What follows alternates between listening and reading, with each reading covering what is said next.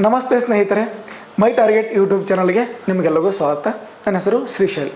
ನೋಡಿ ಸ್ನೇಹಿತರೆ, ಇವತ್ತಿನ ಒಂದು ದಿನಮಾನಗಳಲ್ಲಿ ನಾವು ಎಕ್ಸಾಮ್ಗಳನ್ನು ಕಂಡಕ್ಟ್ ಮಾಡಬೇಕಂದ್ರೆ ಅನೇಕ ಬ್ಯಾಂಕ್ಗಳ ಬಗ್ಗೆ ಕ್ವಶನ್ ಕೇಳ್ತಾ ಇದ್ದಾನೆ. ಅವುಗಳಲ್ಲಿ ವಾಣಿಜ್ಯ ಬ್ಯಾಂಕ್ಗಳನ್ನು ಹೊರತಾಗಿ ನಾವು ನೋಡೋದಾದರೆ ಸಹಕಾರಿ ಸಂಘಗಳು ಅಂತ ನೋಡ್ತಾ ಇದ್ದೀವಿ. ಅಂದರೆ ಜನರು ತಮ್ಮ ವೈಯಕ್ತಿಕವಾಗಿರ್ತಕ್ಕಂಥ ಅಥವಾ ಆರ್ಥಿಕವಾಗಿ ಹಿಂದುಳಿದಿರ್ತಕ್ಕಂಥ, ತಮ್ಮಲ್ಲಿಯೇ ಆರ್ಥಿಕವಾಗಿ ಹಿಂದುಳಿದಿರ್ತಕ್ಕಂಥ ಆ ಜನಗಳಿಗೆ ಏನು ಮಾಡಿದ್ರಿ, ಸಹಾಯ ಸಹಕಾರ ಹಸ್ತವನ್ನು ಚಾಚೋದಾಗಿರ್ತದೆ. ಅಂದರೆ ನಾವು ನೋಡಿ, ಮೊನ್ನೆ ಆಗಿರ್ತಕ್ಕಂಥ ಒಂದು CTI ಎಕ್ಸಾಮ್ಗಳಲ್ಲಿ ನೋಡೋದಾದರೆ ಕ್ವಶನ್ ಯಾವ ರೀತಿ ಕೇಳಿದ್ದಾನೆಪ್ಪ ಅಂದರೆ, ಸ್ವಸಹಾಯ ಗುಂಪುಗಳ ಬಗ್ಗೆ ಕೆಳಗಿನವುಗಳಲ್ಲಿ ಯಾವುದು ನಿಜವಲ್ಲ. ನೋಡಿ ಸ್ನೇಹಿತರೆ, ಯಾವ ರೀತಿ ಕ್ವಶನ್ಗಳನ್ನು ಕೇಳಿದ್ದಾರೆ ಅಂದರೆ, ಸ್ವಸಹಾಯ ಗುಂಪುಗಳ ಬಗ್ಗೆ ಕೆಳಗಿನವುಗಳಲ್ಲಿ ಯಾವುದು ನಿಜವಲ್ಲ. ಇಂಥ ಅನೇಕ ಕ್ವಶನ್ಗಳನ್ನು ಈ ಒಂದು ಎಕ್ಸಾಮ್ಗಳಲ್ಲಿ ಕೇಳ್ತಾ ಇದ್ದಾನೆ. ನೋಡಿ, ಒಂದೇದೇನು ಕೊಟ್ಟಿದ್ದಾನೆ ನಾವು ನೋಡೋದಾದರೆ,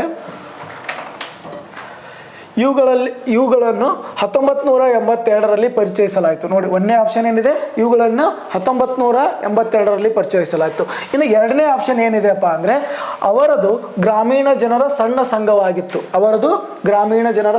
ಸಣ್ಣ ಸಂಘವಾಗಿತ್ತು. ಇನ್ನು ಮೂರನೇ ಆಪ್ಷನ್ ನೋಡೋದಾದರೆ, ಅವರು ಗ್ರಾಮೀಣ ಬಡವರಿಗೆ ಕ್ರೆಡಿಟ್ ವ್ಯವಸ್ಥೆಯ ಪ್ರಯೋಜನಗಳನ್ನು ಪಡೆಯಲು ಸಹಾಯ ಮಾಡುತ್ತಾರೆ ಅಂತಕ್ಕಂಥದ್ದು ಏನಾಗಿತ್ತು, ಒಂದು ಮೂರನೇ ಆಪ್ಷನ್ ಆಗಿತ್ತು.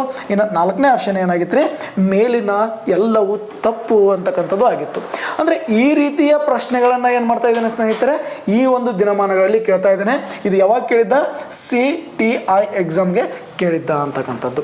ಇಂಥ ಅನೇಕ ಕ್ವಶನ್ಗಳನ್ನು ಕೇಳಿದ್ದಾರೆ. ಹಾಗಾದರೆ ಯಾವುದು ಸರಿ ಆಗ್ತದೆ ನೋಡಿ, ಇವುಗಳಲ್ಲಿ ಯಾವುದು ನಿಜವಲ್ಲ ಅಂತ ಕೇಳಿದ್ದೇನೆ. ನೆನಪಿರಲಿ, ಯಾವುದು ನಿಜವಲ್ಲಪ್ಪ ಅಂದರೆ ಈ ಒಂದು ಆಪ್ಷನನ್ನು ನಾವು ಆಯ್ಕೆ ಮಾಡ್ಕೋಬೇಕಾಗುತ್ತದೆ. ಈ ಒಂದು ಆಪ್ಷನನ್ನು ಆಯ್ಕೆ ಮಾಡ್ಕೋಬೇಕಂದ್ರೆ ನಮಗೆ ಸ್ವಸಹಾಯ ಗುಂಪುಗಳ ಬಗ್ಗೆ ಏನಿರಬೇಕು, ಓದಿರಬೇಕು ಸ್ನೇಹಿತರೆ. ಹಾಗಾದರೆ ಸ್ವಸಹಾಯ ಸಂಘಗಳೇ ಅಂದರೆ ಏನು ಅಂತಕ್ಕಂಥದ್ದು ನೋಡಿ ಸ್ನೇಹಿತರೆ, ಭಾರತದಲ್ಲಿ ಸಹಕಾರಿ ಸಂಘಗಳನ್ನು ಕುರಿತು ನಾವು ನೋಡ್ತಾ ಬರ್ತೀವಿ. ಆ ಸಹಕಾರಿ ಸಂಘಗಳಲ್ಲಿ ಏನಪ್ಪ ಅಂದರೆ, ಈ ಸಹಕಾರಿ ಸಂಘಗಳನ್ನು ಮೊದಲ ಬಾರಿಗೆ ಇಡೀ ಪ್ರಪಂಚದಲ್ಲೇ ನಾವೇನು ಮಾಡ್ತಾ ಬರ್ತೀವಿ,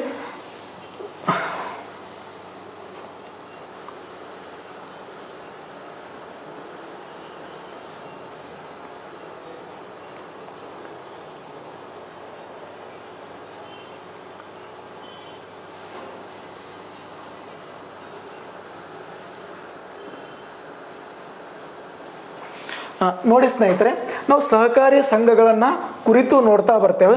ಸಹಕಾರಿ ಸಂಘಗಳನ್ನು ನೋಡಿದಾಗೆ ನೋಡಿ, ಇದರ ಅರ್ಥ ಏನು ಹೇಳ್ತದೆ, ಸಹಕಾರಿ ಸಂಘದ ಅರ್ಥ ಏನು ಹೇಳ್ತದೆ ಅಂತಕ್ಕಂಥದ್ದು, ಇವುಗಳು ವ್ಯಕ್ತಿಗಳ ಸ್ವಯಂ ಪ್ರೇರಿತ ಸಂಸ್ಥೆಗಳಾಗಿದ್ದು ಆರ್ಥಿಕವಾಗಿ ಹಿಂದುಳಿದವರು ತಮ್ಮ ಸದಸ್ಯರ ಅನುಕೂಲತೆಗಾಗಿ ಸ್ಥಾಪಿಸಿಕೊಂಡಿರುವ ಸಂಸ್ಥೆಗಳು. ಸಹಕಾರಿ ಸಂಘಗಳಂದ್ರೆ ಇಷ್ಟೇ ಸ್ನೇಹಿತರೆ, ಏನಪ್ಪಾ ಅಂದರೆ ಒಂದು ಸಂಸ್ಥೆ ಅಂತಕ್ಕಂಥದ್ದು ಅಥವಾ ಒಂದು ಜನರ ಗುಂಪು ಅಂತಕ್ಕಂಥದ್ದು ತಮ್ಮಲ್ಲಿಯೇ ಯಾರು ಆರ್ಥಿಕವಾಗಿ ಹಿಂದುಳಿದಿರ್ತಾರಲ್ಲ ಅಂಥ ವ್ಯಕ್ತಿಗಳಿಗೆ ಸಾಲವನ್ನು ನೀಡ್ತಕ್ಕಂಥದ್ದು, ಅವರಾಗೆ ಮಾಡ್ತಕ್ಕಂಥ ಸ್ಥಾಪಿಸಿಕೊಂಡಿರುವ ಸಂಸ್ಥೆಗಳಾಗಿವೆ. ಹಾಗಾದರೆ ಈ ಸಹಕಾರಿ ಸಂಘಗಳ ಚಳುವಳಿ ಅಂತಕ್ಕಂಥದ್ದು, ಈ ಸಹಕಾರಿ ಸಂಘಗಳ ಚಳುವಳಿ ಅಂತಕ್ಕಂಥದ್ದು ಮೊದಲ ಬಾರಿಗೆ ಎಲ್ಲಿ ಪ್ರಾರಂಭವಾಯಿತು, ಈ ಚಳುವಳಿ ಅಂತಕ್ಕಂಥದ್ದು ಎಲ್ಲಿ ಪ್ರಾರಂಭ ಆಯಿತು ಅಂತ ನಾವು ನೋಡೋದಾದರೆ ಇಂಗ್ಲೆಂಡಿನಲ್ಲಿ ಸ್ನೇಹಿತರೆ. ಇಂಗ್ಲೆಂಡಿನಲ್ಲಿ ಬರ್ತಕ್ಕಂಥ ರಾಬರ್ಟ್ ಓವನ್ ಅಂತಕ್ಕಂಥ ವ್ಯಕ್ತಿ ಏನು ಮಾಡ್ತಾರಪ್ಪ ಅಂದರೆ, ಇಡೀ ಪ್ರಪಂಚದಲ್ಲೇ ಮೊದಲ ಬಾರಿಗೆ ಸಹಕಾರಿ ಸಂಘಗಳ ಒಂದು ಚಳುವಳಿಯನ್ನು ಪ್ರಾರಂಭ ಮಾಡ್ತಾರೆ. ಏನಪ್ಪ ಅಂದರೆ, ಇವರ ಪ್ರಕಾರ ಎಲ್ಲರೂ ಜನರು ತಮ್ಮಲ್ಲೇ ಒಂದು ಗುಂಪನ್ನು ಮಾಡಿಕೊಂಡು ಅವರು ಅದರಲ್ಲಿ ಹಣವನ್ನು ಹೂಡಿಕೆ ಮಾಡಿ ತಮ್ಮಲ್ಲಿ ಅವಶ್ಯಕತೆ ಇರತಕ್ಕಂಥ ಅಥವಾ ಅಗತ್ಯ ಇರತಕ್ಕಂಥ ಜನರಿಗೆ ಸಹಕಾರವನ್ನು ನೀಡ್ತಕ್ಕಂಥದ್ದು ಅಥವಾ ಸಾಲವನ್ನು ಕೊಡ್ತಕ್ಕಂಥದ್ದು. ನೋಡಿ, ಈ ಮೊದಲ ಬಾರಿಗೆ ಇಡೀ ಪ್ರಪಂಚದಲ್ಲೇ ಮೊದಲ ಬಾರಿಗೆ ಸಹಕಾರಿ ಸಂಘ ಎಲ್ಲಿ ಸ್ಥಾಪನೆ ಆಯಿತು ಅಥವಾ ಪ್ರಪಂಚದ ಮೊದಲ ಸಹಕಾರಿ ಸಂಘ ಯಾವುದಪ್ಪ ಅಂದರೆ ರೋಚ್ಡೆಲ್ ಇಕ್ವಿಟಬಲ್ ಪಯೋನಿಯರ್ಸ್ ಸೊಸೈಟಿ ಅಂತಕ್ಕಂಥದ್ದು. ರೋಚ್ಡೆಲ್ ಇಕ್ವಿಟೇಬಲ್ ಪಯೋನಿಯರ್ಸ್ ಸೊಸೈಟಿ ಅಂತಕ್ಕಂಥದ್ದು 1844ರಲ್ಲಿ ಸ್ಥಾಪನೆ ಆಗಿರ್ತಕ್ಕಂಥದ್ದು ಸ್ನೇಹಿತರೆ. ಇದೊಂದು ಏನಾಗಿತ್ತಪ್ಪ ಅಂದರೆ ಇಂಗ್ಲೆಂಡಿನಲ್ಲಿ ಸ್ಥಾಪನೆ ಆಗಿತ್ತು. ಇದೊಂದು ಗ್ರಾಹಕರ ಸಹಕಾರಿ ಸಂಘವಾಗಿತ್ತು. ಈ ಒಂದು ಮೊದಲ ಬಾರಿ ಪ್ರಪಂಚದ ಮೊದಲ ಒಂದು ಸಹಕಾರಿ ಸಂಘ ಎಂಥ ಸಂಘವಾಗಿತ್ತಪ್ಪ ಅಂದರೆ ಗ್ರಾಹಕರ ಸಹಕಾರಿ ಸಂಘವಾಗಿತ್ತು. ಈ ಇಂಗ್ಲೆಂಡಿನಲ್ಲಿ ಏನಾಗ್ತದಪ್ಪ ಅಂದರೆ ಕೈಗಾರಿಕಾ ಕ್ರಾಂತಿ ಅಂತಕ್ಕಂಥ ನೋಡ್ತಾ ಬರ್ತೀವಿ. ಆ ಕೈಗಾರಿಕಾ ಕ್ರಾಂತಿಯಲ್ಲಿ ಏನು ಮಾಡ್ತಾರಪ್ಪ ಅಂದರೆ ಹೆಚ್ಚು ಕೌಶಲ್ಯ ಹೊಂದಿರತಕ್ಕಂಥ ಜನರನ್ನು ಮಾತ್ರ ಅವರು ಕೆಲಸಕ್ಕೆ ತಗೋತಾರೆ. ಉಳಿದಿರ್ತಕ್ಕಂಥ ಜನರನ್ನು ಏನು ಮಾಡ್ತಾರೆ, ಅವರು ಬಿಡ್ತಾ ಬರ್ತಾರೆ. ಆ ಹೆಚ್ಚು ಕೌಶಲ್ಯ ಹೊಂದಿರತಕ್ಕಂಥ ಜನರನ್ನ ಕೆಲಸಕ್ಕೆ ತಗೋದ್ರಿಂದ ಉಳಿದ ಕಾರ್ಮಿಕರು ನಿರುದ್ಯೋಗಿ ಆಗ್ತಾ ಬರ್ತಾರೆ. ಅವ್ರು ಏನು ಮಾಡ್ತಾರಪ್ಪ ಅಂದರೆ ಹೊರಗಡೆ ಬಂದು ತಮ್ಮದೇ ಆಗಿರ್ತಕ್ಕಂಥ ಉದ್ಯೋಗಗಳನ್ನು ಸ್ಟಾರ್ಟ್ ಮಾಡ್ತಾರೆ. ಈ ಒಂದು ಅಂಗಡಿಗಳನ್ನು ಹಾಕೋದ್ರ ಮೂಲಕ ಬೇರೆ ಬೇರೆ ಉದ್ಯೋಗಗಳನ್ನು ಸ್ಟಾರ್ಟ್ ಮಾಡ್ತಾರೆ. ಅವ್ರು ಅವಾಗ ಏನು ಮಾಡ್ಕೋತಾರಪ್ಪ ಅಂದರೆ ಈ ಥರ ಒಂದು ಸಂಘವನ್ನು ಸ್ಥಾಪನೆ ಮಾಡ್ಕೋತಾರೆ. ಮಾಡ್ಕೊಂಡು ಏನು ಮಾಡ್ತಾರೆ, ಅವ್ರು ತಮ್ಮಲ್ಲಿಯೇ ಯಾರಿಗೆ ಅವಶ್ಯಕತೆ ಇದೆಯಲ್ಲ ಅವ್ರಿಗೆ ಹಣಕಾಸಿನ ನೆರವನ್ನು ಕೊಟ್ಟು ಅವರನ್ನು ಕೂಡ ಆರ್ಥಿಕವಾಗಿ ಮೇಲೆತ್ತುವ ಒಂದು ಕೆಲಸವನ್ನು ಮಾಡ್ತಾ ಬರ್ತಾರೆ. ಅಂಥ ಒಂದು ಸಹಕಾರಿ ಸಂಘ ಇದು ಆಗಿರ್ತಕ್ಕಂಥದ್ದು ಸ್ನೇಹಿತರೆ. ಇನ್ನು ನಾವು ಭಾರತಕ್ಕೆ ಹೋದಾಗ ಸಹಕಾರಿ ಸಂಘ ಯಾವ ರೀತಿಯಾಗಿ ಭಾರತದಲ್ಲಿ ಬೆಳೀತು ನೋಡಿ. ಒಂದು ಸಹಕಾರಿ ಸಂಘಗಳ ಬಗ್ಗೆ ನಮಗೆ ದಿನೇ ದಿನೇ ಎಕ್ಸಾಮ್ಗಳಲ್ಲಿ ಕ್ವಶನ್ ಕೇಳ್ತಾ ಇದ್ದಾನೆ ಅಂದರೆ ಯಾಕಪ್ಪ ಅಂದರೆ ಅದರ ಸಹಕಾರಿ ಸಂಘಗಳ ಪ್ರಭಾವ ಭಾರತದಲ್ಲಿ ಹೆಚ್ಚಾಗಿದೆ ಅಂತೇಳಿ. ಯಾವ ಒಂದು ಅಂಶ ಅಥವಾ ಯಾವ ವಿಷಯ ಭಾರತದಲ್ಲಿ ಅನೇಕ ಚರ್ಚೆಗೆ ಒಳಗಾಗಿದೆಯಲ್ಲ ಅಂಥವ್ರ ಮೇಲೆ ಏನು ಮಾಡ್ತಾನೆ ಸ್ನೇಹಿತರೆ, ಪ್ರಶ್ನೆಗಳನ್ನು ಕೇಳ್ತಾ ಬರ್ತಾನೆ. ಅದಕ್ಕೆ ಭಾರತದಲ್ಲಿ ಏನು ಮಾಡ್ತಾ ಇದ್ದಾನೆ, ಪ್ರಸ್ತುತ ದಿನಗಳಲ್ಲಿ ಸಹಕಾರಿ ಸಂಘಗಳು, ಕೋಆಪರೇಟಿವ್ ಸೊಸೈಟಿ ಇನ್ ಇಂಡಿಯಾ ಅಂತಕ್ಕಂಥದ್ದು ಅಥವಾ ಸ್ವಸಹಾಯ ಗುಂಪುಗಳು, ಸೆಲ್ಫ್ ಹೆಲ್ಪ್ ಗ್ರೂಪ್ಸ್ ಅಂತಕ್ಕಂಥದ್ದು ಬರ್ತವೆ. ಎರಡೂ ಅರ್ಥ ಒಂದೇ. ಅಂದರೆ ಭಾರತದಲ್ಲಿ ಸಹಕಾರಿ ಸಂಘಗಳು ಯಾವ ರೀತಿಯಾಗಿ ಬೆಳವಣಿಗೆ ಹೊಂದಿತು ನೋಡಿ. ನಮ್ಮ ಹಿಂದಿನ ಒಂದು ದಿನಗಳಲ್ಲಿ ಬ್ರಿಟಿಷರು ಸುಮಾರು 200 ವರ್ಷಗಳ ಕಾಲ ಭಾರತವನ್ನು ಆಳಿ ಹೋದರು. ಆ ಆಳ್ವಿಕೆ ಮಾಡೋದ್ರಲ್ಲಿ ಕೆಲವೊಂದು ಅಂಶಗಳನ್ನ ಮಾತ್ರ ಅವರು ನಮಗೆ ಒಳ್ಳೆಯದನ್ನು ಕೊಟ್ಟಿರ್ತಕ್ಕಂಥದ್ದು. ಇನ್ನು ಉಳಿದಿರ್ತಕ್ಕಂಥ ಎಲ್ಲ ಅಂಶಗಳು ಏನು ಮಾಡಿರಿ, ನಮ್ಮ ಮೇಲೆ ಹೇರಿಕೆಯನ್ನು ಮಾಡಿರ್ತಕ್ಕಂಥದ್ದು. ಆ ಕೆಲವೊಂದು ಒಳ್ಳೆಯ ಅಂಶಗಳಲ್ಲಿ ಅಲ್ಲಿ ಬರ್ತಕ್ಕಂಥ ಯಾರಪ್ಪ ಅಂದರೆ ಸರ್ ಫೆಡ್ರಿಕ್ ನಿಕೋಲ್ಸನ್ ಅಂತಕ್ಕಂಥ ಒಬ್ಬ ವ್ಯಕ್ತಿ. ಆ ವ್ಯಕ್ತಿ ಏನು ಮಾಡ್ತಾನೆ, ಈ ವ್ಯಕ್ತಿ ಮದ್ರಾಸ್ ಪ್ರಾಂತ್ಯ ಅಂದರೆ ಈಗಿನ ಚೆನ್ನೈ ಪ್ರಾಂತ್ಯ ಅದಲ್ರಿ, ಚೆನ್ನೈ ಅದಲ್ಲ, ಅದನ್ನು ಮದ್ರಾಸ್ ಪ್ರಾಂತ್ಯ ಅಂತ ಕರಿತಿದ್ರು. ಆ ಮದ್ರಾಸ್ ಪ್ರಾಂತ್ಯದಲ್ಲಿ ಒಬ್ಬ ಬ್ರಿಟಿಷ್ ಅಧಿಕಾರಿ ಆಗಿರ್ತಾರೆ. ಯಾರು, ಸರ್ ಫೆಡ್ರಿಕ್ ನಿಕೋಲ್ಸನ್. ಈ ವ್ಯಕ್ತಿ ಏನು ಮಾಡ್ತಾರಪ್ಪ ಅಂದರೆ ಈ ಒಂದು ಬ್ರಿಟಿಷ್ ಸರ್ಕಾರಕ್ಕೆ ಒಂದು ವರದಿಯನ್ನು ಕೊಡ್ತಾರೆ. ಏನು ಮಾಡ್ತಾರೆ, ಒಂದು ವರದಿಯನ್ನು ಕೊಡ್ತಾ ಬರ್ತಾರೆ. ಈ ಬ್ರಿಟಿಷ್ ಸರ್ಕಾರಕ್ಕೆ ಒಂದು ವರದಿಯನ್ನು ಕೊಡ್ತಾರೆ. ಆ ವರದಿಯನ್ನು ಕೊಟ್ಟ ನಂತರ ಏನು ಮಾಡ್ತಾರಪ್ಪ ಅಂದರೆ ಅಲ್ಲಿ ಆ ವರದಿಯಲ್ಲಿ ಹೇಳಿರ್ತಾರೆ ಸಹಕಾರಿ ಸಂಘಗಳ ಕುರಿತು, ಅಂದರೆ ಸಹಕಾರಿ ಸಂಘಗಳ ಕುರಿತು ಭಾರತದಲ್ಲಿ ಕಾಯ್ದೆಯನ್ನು ಜಾರಿಗೆ ಮಾಡಬೇಕು ಅಂತೇಳಿ. ಅವಾಗ ಬ್ರಿಟಿಷ್ ಸರ್ಕಾರ ಏನು ಮಾಡ್ತದಪ್ಪ ಅಂದರೆ ಈ 1904ರಲ್ಲಿ ಭಾರತದಲ್ಲಿ ಸಹಕಾರಿ ಸಂಘಗಳ ಕಾಯ್ದೆ ಅಂತಕ್ಕಂಥದ್ದನ್ನು ಜಾರಿಗೆ ಮಾಡ್ತದೆ. ಎಲ್ಲಿ, ಇಂಗ್ಲೆಂಡಿನಲ್ಲೇ ಕುಳಿತು ಏನು ಮಾಡ್ತದಪ್ಪ ಅಂದರೆ ಭಾರತದಲ್ಲಿ ಸಹಕಾರಿ ಸಂಘಗಳ ಕಾಯ್ದೆಯನ್ನು ಜಾರಿಗೆ ಮಾಡ್ತಾರೆ. ತದನಂತರದಲ್ಲಿ ಆ ಸಹಕಾರಿ ಸಂಘಗಳ ಜಾರಿಗೆ ಆಯ್ತಲ್ಲ, ಇಂಗ್ಲೆಂಡ್ನಲ್ಲಿ ಹೇಳಿದ್ರಲ್ಲ, ಅದನ್ನು ಭಾರತದಲ್ಲಿ ಯಾರಪ್ಪ ಅಂದರೆ ಈ ಲಾರ್ಡ್ ಕರ್ಜನ್ ಅಂತಕ್ಕಂಥ ವ್ಯಕ್ತಿ ಆ ಕಾಯ್ದೆಯನ್ನು ಜಾರಿಗೆ ಮಾಡ್ತಾರೆ. ಯಾವಾಗಪ್ಪ ಅಂದರೆ 25 ಮಾರ್ಚ್ 1904. ನೆನಪಿರಲಿ ಸ್ನೇಹಿತರೆ, ಅನೇಕ ಸಲ ಕ್ವಶನ್ ಕೇಳಿದಾನ. ಸಹಕಾರಿ ಸಂಘಗಳನ್ನು ಭಾರತದಲ್ಲಿ ಜಾರಿಗೆ ಮಾಡಿದಾಗ ಯಾರು ವೈಸರಾಯಿ ಇದ್ದರು ಅಂತಕ್ಕಂಥದ್ದು. ಯಾರು, ಲಾರ್ಡ್ ಕರ್ಜನ್. ಯಾವಾಗ ಸುಮಾರು ಇವನ ಅವಧಿ ಯಾವಾಗಪ್ಪ ಅಂದರೆ 1899ರಿಂದ 1905ರವರೆಗೆ. 1905ರವರೆಗೆ 1899 6 ಜನವರಿ 1899ರಲ್ಲಿ ಭಾರತದಲ್ಲಿ ಅಧಿಕಾರವನ್ನು ವಹಿಸಿಕೊಂಡು ಮುಂದೆ ಏನಪ್ಪ ಅಂದರೆ ಈ ಒಂದು 18 ನವೆಂಬರ್ 18 1905ರಂದು ಏನು ಮಾಡ್ತಾರೆ, ಅವರ ಹುದ್ದೆಗೆ ರಾಜೀನಾಮೆಯನ್ನು ನೀಡಿ ಪುನಃ ಇಂಗ್ಲೆಂಡಿಗೆ ಹೋಗ್ತಾರೆ. ಯಾರು, ಲಾರ್ಡ್ ಕರ್ಜನ್ ಅಂತಕ್ಕಂಥ ವ್ಯಕ್ತಿ. ಈ ವ್ಯಕ್ತಿ ಏನು ಮಾಡ್ತಾರಪ್ಪ ಅಂದರೆ 25 ಮಾರ್ಚ್ 1904ರಲ್ಲಿ ಈ ಸಹಕಾರಿ ಸಂಘಗಳ ಕಾಯ್ದೆಯನ್ನು ಭಾರತದಲ್ಲಿ ಜಾರಿಗೆ ಮಾಡ್ತಾರೆ. ಸಹಕಾರಿ ಸಂಘ ಅನೇಕ ಸಲ ಕ್ವಶನ್ ಕೇಳಿದಾನೆ. ಸಹಕಾರಿ ಸಂಘಗಳ ಕಾಯ್ದೆಯನ್ನು ಭಾರತದಲ್ಲಿ ಜಾರಿಗೆ ಮಾಡಿದ ವೈಸರಾಯ್ ಯಾರು ಅಂತೇಳಿ. ನಿಮಗೆ ಈ ಒಂದು ಡೇಟನ್ನು ನೆನಪಿರ್ತಕ್ಕಂಥದ್ದನ್ನು ಇದ್ದರೆ ಆ ಸಮಯದಲ್ಲಿ ಯಾರು ವೈಸರಾಯ್ ಆಗಿದ್ರು ಅಂತ ಗೊತ್ತಿದ್ರೆ ಸಾಕು, ಆಟೋಮೆಟಿಕ್ಕಾಗಿ ನಾವು ಏನು ಮಾಡ್ಬೋದು, ಈ ಪ್ರಶ್ನೆಗೆ ಉತ್ತರವನ್ನು ಮಾಡ್ಬೋದು. ಇನ್ನು ನೆಕ್ಸ್ಟ್, ಸಹಕಾರಿ ಸಂಘಗಳ ಕಾಯ್ದೆಯನ್ನು 1904ರಲ್ಲಿ ಜಾರಿಗೆ ಬರ್ತದಲ್ಲ, ತದನಂತರದಲ್ಲಿ ಕರ್ಜನ್ ಅವರು ಜಾರಿಗೆ ತಂದ ನಂತರ ಭಾರತದಲ್ಲಿ ಸಹಕಾರಿ ಸಂಘಗಳ ಕಾಯ್ದೆಯನ್ನು 1912ರಲ್ಲಿ ಏನು ಮಾಡ್ತಾರೆ, ಈ ಒಂದು ಬದಲಾವಣೆಯನ್ನು ಮಾಡ್ತಾ ಬರ್ತಾರೆ. ಏನಪ್ಪ ಅಂದರೆ ಮರು ಕಾಯ್ದೆಯನ್ನು ಜಾರಿಗೆ ತಂದು ಭಾರತದಲ್ಲಿ ಸಹಕಾರಿ ಸಂಘದ ರಚನೆಯನ್ನು ನಿಯಂತ್ರಿಸುವ ಕಾಯ್ದೆ ಯಾವುದಾದ್ರೂ ಇದ್ದರೆ ಅದು 1912ರ ಕಾಯ್ದೆ. ಅಂದರೆ ರಚನೆ ಯಾವ ರೀತಿಯಾಗಿರಬೇಕು, ಅದನ್ನು ಎಷ್ಟು ಸದಸ್ಯರನ್ನು ಹೊಂದಬೇಕು, ಯಾವ ರೀತಿ ಬಂಡವಾಳವನ್ನು ಹಾಕಬೇಕು, ಯಾವ ರೀತಿ ಷೇರನ್ನು ಹೂಡಿಸ್ಬೇಕಂತೇಳಿ ಯಾವ ಕಾಯ್ದೆ ನಿಯಂತ್ರಣ ಮಾಡ್ತಾರೆ? 1912ರ ಸಹಕಾರಿ ಸಂಘಗಳ ಕಾಯ್ದೆ ಏನು ಮಾಡ್ತದೆ? ಭಾರತದಲ್ಲಿ ಈ ಸಹಕಾರಿ ಸಂಘಗಳನ್ನು ನಿಯಂತ್ರಿಸ್ತಾ ಬರ್ತದೆ. ನೋಡಿ ಸ್ನೇಹಿತರೆ, ಸಹಕಾರಿ ಸಂಘಗಳ ಧ್ಯೇಯವಾಕ್ಯ ಏನಾಗಿದೆ? ಸಹಕಾರಿ ಸಂಘಗಳ ಧ್ಯೇಯವಾಕ್ಯ, ಆ ಸಹಕಾರಿ ಸಂಘ ರಚನೆ ಆಗ್ಬೇಕಂದ್ರೆ ಅದರ ಧ್ಯೇಯವಾಕ್ಯ ಏನಂತ ಕೇಳ್ತಾ ಬಂದಿದ್ದಾನೆ. ಏನಪ್ಪಾ ಅಂದ್ರೆ ಎಲ್ಲರಿಗಾಗಿ ಒಬ್ಬನು, ಒಬ್ಬರಿಗಾಗಿ ಎಲ್ಲರೂ. ಎಲ್ಲರಿಗಾಗಿ ಒಬ್ಬನು, ಒಬ್ಬನಿಗಾಗಿ ಎಲ್ಲರೂ. ನೋಡ್ರಿ, ಮತ್ತೆ ಕ್ವಶನ್ಗಳನ್ನು ಏನು ಮಾಡ್ತಾ ಇದ್ದಾನೆ? ಕೆಲವೊಂದು ಪ್ರಶ್ನೆ ಪತ್ರಿಕೆಯಲ್ಲಿ ಚೇಂಜ್ ಮಾಡಿದ್ದಾನೆ. ಒಬ್ಬನಿಗಾಗಿ ಎಲ್ಲರೂ, ಎಲ್ಲರಿಗಾಗಿ ಒಬ್ಬನು, ಈ ರೀತಿ ಚೇಂಜ್ ಮಾಡ್ತಾ ಬರ್ತಾನೆ. ಅಥವಾ ತಾನು ಎಲ್ಲರಿಗಾಗಿ, ಎಲ್ಲರೂ ತನಗಾಗಿ. ನೋಡಿ ಸ್ನೇಹಿತರೆ, ಯಾವ ರೀತಿ ಪ್ರಶ್ನೆಗಳನ್ನ, ಧ್ಯೇಯವಾಕ್ಯ ಎರಡು ಒಂದೇ ಉತ್ತರವನ್ನು ಕೊಡ್ತದೆ. ಆದರೆ ತಾನು ಎಲ್ಲರಿಗಾಗಿ, ಎಲ್ಲರೂ ತನಗಾಗಿ, ಒಬ್ಬ ಎಲ್ಲರಿಗಾಗಿ, ಎಲ್ಲರೂ ಒಬ್ಬನಿಗಾಗಿ, ಅಂದರೆ ಈ ರೀತಿ ಅರ್ಥಗಳನ್ನು ಏನು ಮಾಡ್ತಾ ಇದ್ದಾನೆ? ಎಕ್ಸಾಮ್ಗಳಲ್ಲಿ ಚೇಂಜ್ ಮಾಡ್ತಾ ಇದ್ದಾನೆ. ಅದನ್ನು ಕೂಡ ನೀವು ನೆನ್ಪಿಟ್ಟು ಹೋಗಬೇಕು ಸ್ನೇಹಿತರೆ. ಇನ್ನು ನಾವು ನೆಕ್ಸ್ಟ್ ನೋಡೋದಾದರೆ, ಭಾರತದಲ್ಲಿ ಸಹಕಾರಿ ಸಂಘಗಳ ಕಾಯ್ದೆ ಯಾವ ರೀತಿ ಬೆಳವಣಿಗೆ ಹೊಂದಿತು? ನೋಡ್ರಿ, ಭಾರತದಲ್ಲಿ ನಾವು ನೋಡೋದಾದ್ರೆ ಎಷ್ಟು ತನಕ ನೋಡಿದ್ವಿ, ಭಾರತದಲ್ಲಿ ಯಾವ ರೀತಿ ಜಾರಿಗೆ ಬಂತು, ನೆಕ್ಸ್ಟ್ ಭಾರತದಲ್ಲಿ ಯಾವ ರೀತಿ ಬೆಳವಣಿಗೆ ಹೊಂದಿತು ಅಂತಕ್ಕಂಥದ್ದು. ನೋಡ್ರಿ, ಅನೇಕ ಸಲ ಆ ಕ್ವಶನನ್ನು ಕೇಳಿ ಕೇಳಿ ಕೇಳಿ ಅವನಿಗೆ ಸಾಕಾಗ್ಬಿಟ್ಟದು. ಏನಪ್ಪ ಅಂದರೆ, ಈ ಕಣಗಿನ ಹಾಳ ಮೇಲೆ ಕ್ವಶನ್ ಕೇಳ್ತಾ ಬರ್ತಾನೆ. ಕಣಗಿನ ಹಾಳ ಅಂತಕ್ಕಂಥ ಒಂದು ಗ್ರಾಮದ ಮೇಲೆ. ನೋಡ್ರಿ, ಮೊಟ್ಟ ಮೊದಲ ಸಹಕಾರಿ ಸಂಘ ಅಂತಕ್ಕಂಥ ಸ್ಥಾಪನೆ ಆಗಿದ್ದು 8/5/1905 ಇಂದಿನ ಗದಗ್ ಜಿಲ್ಲೆಯ ಗದಗ್ ತಾಲೂಕಿನ ಕಣಗಿನಹಾಳ ಅಂತಕ್ಕಂಥ ಒಂದು ಗ್ರಾಮದಲ್ಲಿ. ಏನಪ್ಪಾ ಅಂದ್ರೆ ಮೊದಲು ಯಾವ ಒಂದು ಇದರಲ್ಲಿ ಬರ್ತಿತ್ತು? ಅದು ಧಾರವಾಡ ಜಿಲ್ಲೆಯಲ್ಲಿ ಬರ್ತಿತ್ತು. ಕಣಗಿನಹಾಳ ಅಂತಕ್ಕಂಥದ್ದು ಅಥವಾ ಈ ಗದಗ್ ಜಿಲ್ಲೆ ಮೊದಲು ಏನಿತ್ತಪ್ಪ ಅಂದರೆ ಧಾರವಾಡ ಜಿಲ್ಲೆಯ ಒಂದು ಭಾಗವಾಗಿತ್ತು. ನಂತರ 1997ರಲ್ಲಿ ಏನು ಮಾಡ್ತಾರಪ್ಪ ಅಂದರೆ, ಈ ಒಂದು ಜಿಲ್ಲೆಗಳ ವಿಭಜನೆಯ ಸಮಯದಲ್ಲಿ ಧಾರವಾಡದಿಂದ ಗದಗ ಜಿಲ್ಲೆಯನ್ನು ಏನು ಮಾಡ್ತಾರೆ? ವಿಭಜನೆ ಮಾಡ್ತಾ ಬರ್ತಾರೆ. ಧಾರವಾಡ ಮತ್ತು ಹಾವೇರಿಯ ಸ್ವಲ್ಪ ಭಾಗಗಳನ್ನು,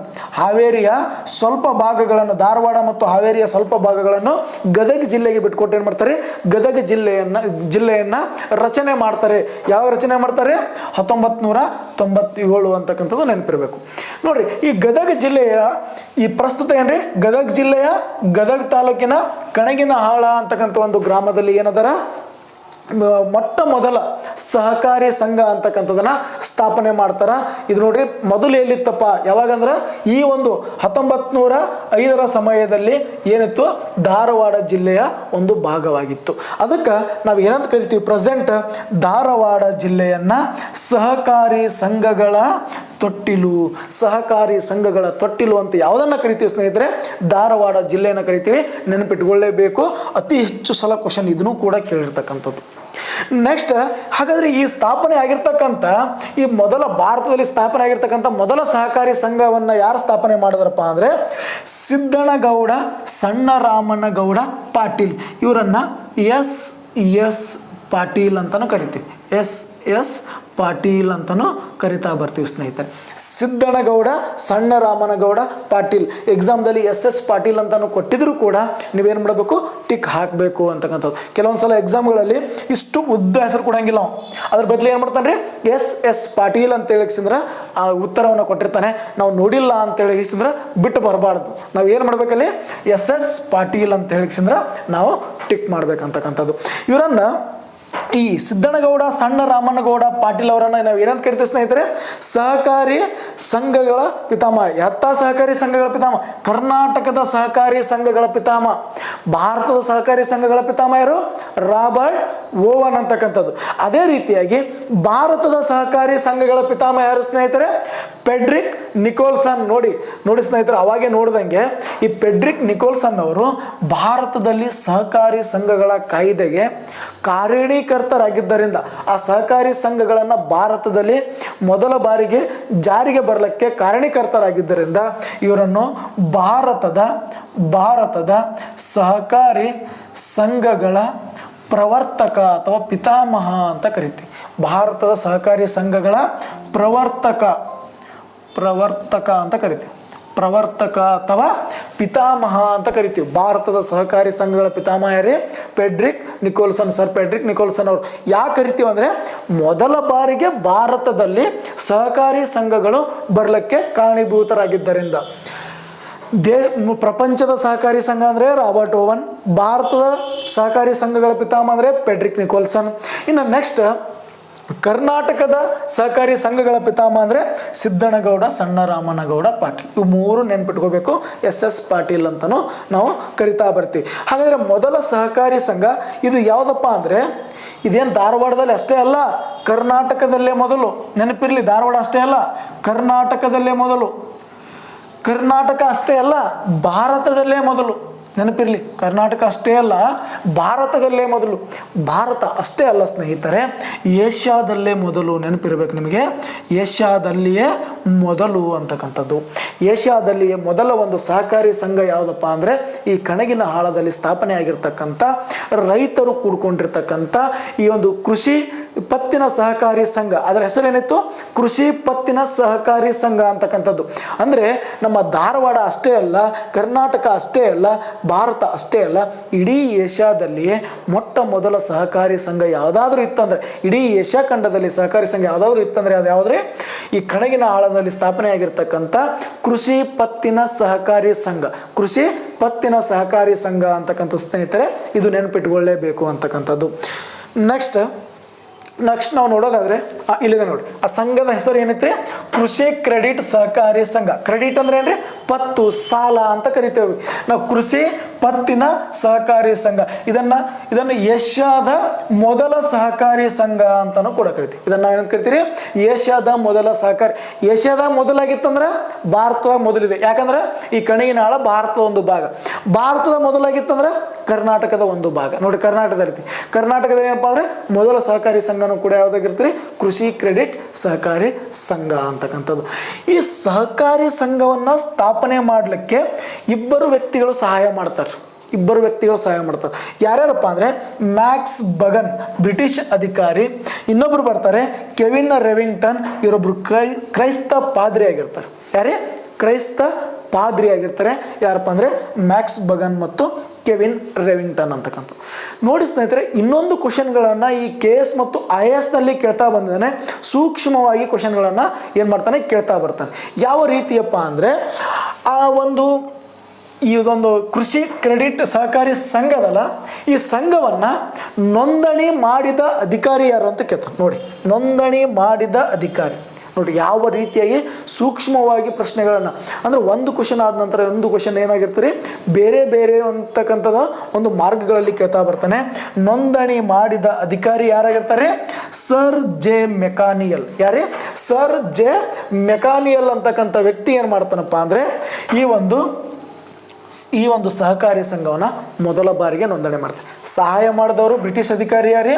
ಮ್ಯಾಕ್ಸ್ ಬಗನ್ ಮತ್ತು ಕೆವಿನ್ ರೆವಿಂಗ್ಟನ್ ಅಂತಕ್ಕಂಥ ಇಬ್ಬರು ವ್ಯಕ್ತಿಗಳು. ಅದರ ಹೆಸರು ಏನಿಟ್ಟಿದ್ರು? ಕೃಷಿ ಕ್ರೆಡಿಟ್ ಸಹಕಾರಿ ಸಂಘ. ಆ ಕೃಷಿ ಕ್ರೆಡಿಟ್ ಸಹಕಾರಿ ಸಂಘವನ್ನು ನೋಂದಣಿ ಮಾಡಿರ್ತಕ್ಕಂಥ ಅಧಿಕಾರಿ ಸರ್ ಜೆ ಮೆಕಾನಿಯಲ್. ಇವೆಲ್ಲವನ್ನ ನಾವು ನೆನಪಿಡಬೇಕಾಗಿರ್ತದೆ ಸ್ನೇಹಿತರೆ. ನೆಕ್ಸ್ಟು ಎಷ್ಟು ಪ್ರೆಸೆಂಟ್ ಭಾರತದಲ್ಲಿ ಎಷ್ಟು ಕೃಷಿ ಪತ್ತಿನ ಸಹಕಾರಿ ಸಂಘಗಳಿದ್ದಾವೆ? ಎಷ್ಟಿದಾವೆ ರೀ?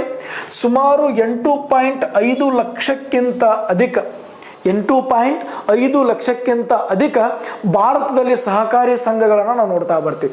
ಹೆಚ್ಚು ಸಹಕಾರಿ ಸಂಘಗಳು ಇವತ್ತು ಭಾರತದಲ್ಲಿ ಏನದಾವೆ? ಪ್ರತಿನಿಧಿಸ್ತಾ ಇದ್ದಾವೆ ಅಂತಕ್ಕಂಥದ್ದು. ಹಾಗಾದರೆ ಭಾರತದಲ್ಲಿ ಎಷ್ಟಪ್ಪ ಅಂದರೆ 17 ರಾಷ್ಟ್ರೀಯ ಸಹಕಾರಿ ಸಂಘಗಳದಾವೆ.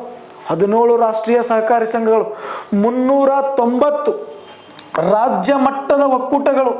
ನೋಡ್ರಿ, 17 ರಾಷ್ಟ್ರೀಯ ಇದ್ರೆ 390 ರಾಜ್ಯ ಮಟ್ಟದ ಒಕ್ಕೂಟಗಳಿವೆ. ಇನ್ನು 2705 ಜಿಲ್ಲಾ ಮಟ್ಟದ ಒಕ್ಕೂಟಗಳು. 2705 ಜಿಲ್ಲಾ ಮಟ್ಟದ ಒಕ್ಕೂಟಗಳು. ನೋಡ್ರಿ, ಈ 8.5 ಲಕ್ಷದಲ್ಲಿ ಏನವರಿ? 17 ರಾಷ್ಟ್ರೀಯ ಮಟ್ಟದಲ್ಲಿದ್ದರೆ 390 ರಾಜ್ಯ ಮಟ್ಟದಲ್ಲಿ ಅದಾವ, 2705 ಜಿಲ್ಲಾ ಮಟ್ಟದಲ್ಲಿ ಅದಾವ. ಇನ್ನು ನಾವು ಈ ಪ್ರಾಥಮಿಕ ಕೃಷಿ ಸಾಲ ಸಂಘಗಳಿವೆ. ಪ್ರಾಥಮಿಕ ಕೃಷಿ ಬರೀ ಕೃಷಿಗಷ್ಟೇ, ಎದಕ್ಕೆ? ಎಕ್ಸ್ಪೆಷಲಿ ಕೃಷಿ ಅಗ್ರಿಕಲ್ಚರ್ಗೆ ಅಷ್ಟೇ ನಾವು ಸಾಲವನ್ನು ನೀಡ್ತಕ್ಕಂಥ ಸಹಕಾರಿ ಸಂಘಗಳು ಎಷ್ಟು ಅದಾವ ಅಂದರೆ 97,961 ಇದ್ದಾವೆ ನೋಡಿ. ಬರೀ ಓನ್ಲಿ ಅದಕ್ಕೆ ನೆನಪಿಡಬೇಕು, ಕೃಷಿಗೆ ಅಷ್ಟೇ. ಸರಿ, ನಾ ಉಳಿದೀವಿ 8.5 ಲಕ್ಷ ಅಂದರೆ ಉಳಿದೀವಿ ಅದಕ್ಕೆ ಕೊಡ್ತಾವ. ಉಳಿದೀವಿ ನೋಡ್ರಿ, ಈಗ ಒಂದು ಹಾಲಿನ ಒಕ್ಕೂಟ ಅಂತ ಇರ್ತದೆ, ವ್ಯಾಪಾರ ಒಕ್ಕೂಟ ಅಂತ ಇರ್ತದೆ, ಅಥವಾ ಇದ್ಯಾವುದು ಇನ್ನು ಉಳಿದಿರ್ತಕ್ಕಂಥದ್ದು ಇನ್ನೊಂದು ಯಾವ್ದು ರೀ, ಈ ಏನು ಶಿಕ್ಷಕರ ಒಕ್ಕೂಟ ಅಂತ ಇರ್ತದೆ, ಅಥವಾ ವ್ಯಾಪಾರಕ್ಕೆ ಸಂಬಂಧಪಟ್ಟಂಗಾಗಿರ್ಬೋದು, ವ್ಯವಹಾರಕ್ಕೆ ಸಂಬಂಧಪಟ್ಟಂಗಾಗಿರ್ಬೋದು. ಇವು ಅನೇಕ ಸಹಕಾರಿ ಸಂಘಗಳೇನದಾವ್ರಿ ಬೇರೆ ಬೇರೆ ಅದಾವ ಅಂತಕ್ಕಂಥ. ಅದರಲ್ಲಿ ನಾವು ಎಕ್ಸ್ಪೆಷಲಿ ಕೃಷಿಯ ಸಹಕಾರಿ ಸಂಘಗಳು, ಆ ಭಾರತದಲ್ಲಿರ್ತಕ್ಕಂಥ ಕೃಷಿಯ ಸಹಕಾರಿ ಪ್ರಾಥಮಿಕ ಕೃಷಿ ಸಾಲದ ಸಂಘಗಳಂತ ನೋಡಿದ್ರೆ 97,961 ಏನಪ್ಪಾ ಅಂದರೆ ಸಹಕಾರಿ ಸಂಘಗಳನ್ನು ನೋಡ್ತೀವಿ. ನೋಡ್ರಿ, ಏನಂತ ಕೇಳ್ಬೋದು, PACS, primary agriculture credit societies. Primary agriculture credit societies ಅಂದರೆ ಪ್ರಾಥಮಿಕ ಕೃಷಿ ಸಾಲ ಸಂಘಗಳು. ಪ್ರಾಥಮಿಕ ಕೃಷಿ ಸಾಲ ಸಂಘಗಳು ಅಂತಕ್ಕಂಥದ್ದು ಕೇಳ್ತಾ ಬರ್ಬೋದು ಸ್ನೇಹಿತರೆ, ನೆನಪಿಟ್ಟು ಹೋಗ್ಬೇಕು.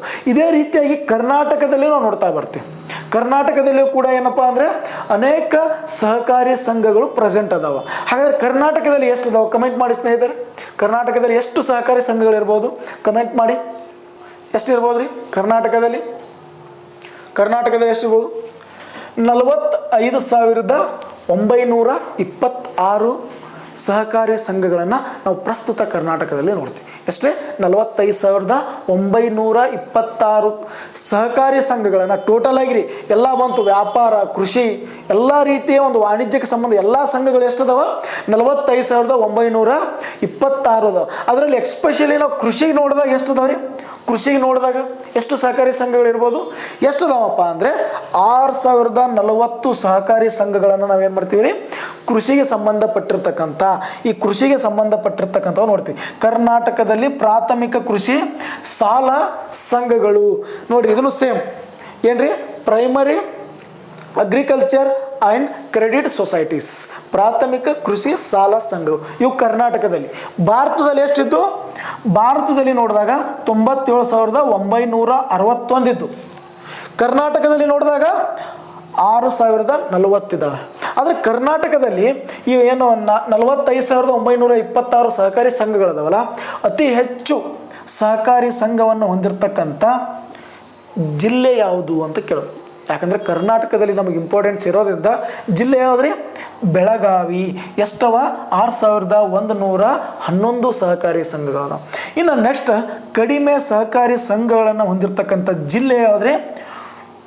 ಕೊಡಗು. 342 ಸಹಕಾರಿ ಸಂಘಗಳು ಪ್ರಸ್ತುತ ಇದ್ದಾವೆ ಅಂತಕ್ಕಂಥದ್ದು ನೋಡಿ, ನೆನಪಿರಲಿ. ಕರ್ನಾಟಕದಲ್ಲಿ 45,926 ಸಹಕಾರಿ ಸಂಘಗಳಿದ್ದಾವೆ.